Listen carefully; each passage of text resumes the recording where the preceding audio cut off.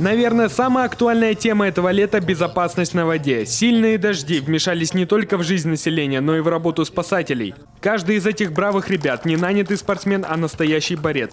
Практик, который ежедневно сталкивается с тяжелым физическим трудом, стоит на страже граждан и всегда готов прийти на помощь. У нас, видите, в этом году лето такое выдается, что как выйти и подготовиться именно в природных условиях практически нет возможности.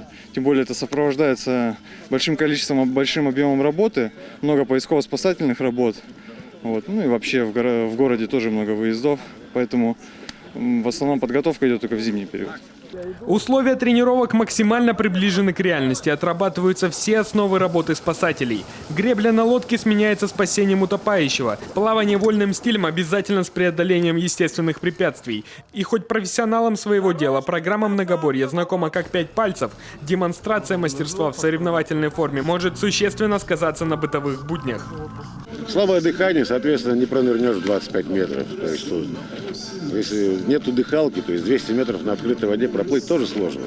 Поэтому данные соревнования выявляют слабые позиции, и над чем спасатели потом работают. Только нагрузками соревнования не ограничиваются. Одним из этапов стало оказание первой помощи на воде. Сложность в том, что пока одна половина команды решает тест, вторая эту же теорию применяет на практике. Вот тут-то и станет ясно, насколько слаженно велась подготовка атлетов. Малейшая ошибка даже одного участника может стоить команде победы. И это не все сюрпризы, подготовленные организаторами.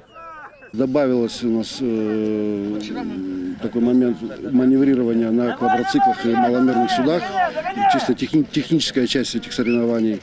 Потому что профессиональный спасатель он должен уметь пользоваться и как спас-жилетами, средствами спасения на воде, ну и техническими средствами. По итогам 3 дней определятся лучшие как на отдельных этапах, так и в общем зачете. В прошлом году кубок забрали сыктывкарские спасатели. В этом победа запросто может уйти их коллегам. Все-таки подготовка команд неизменно держится на высоком уровне. Иван Дмитренко, Иван Богомолов, телеканал Юрган, Сыктывдинский район.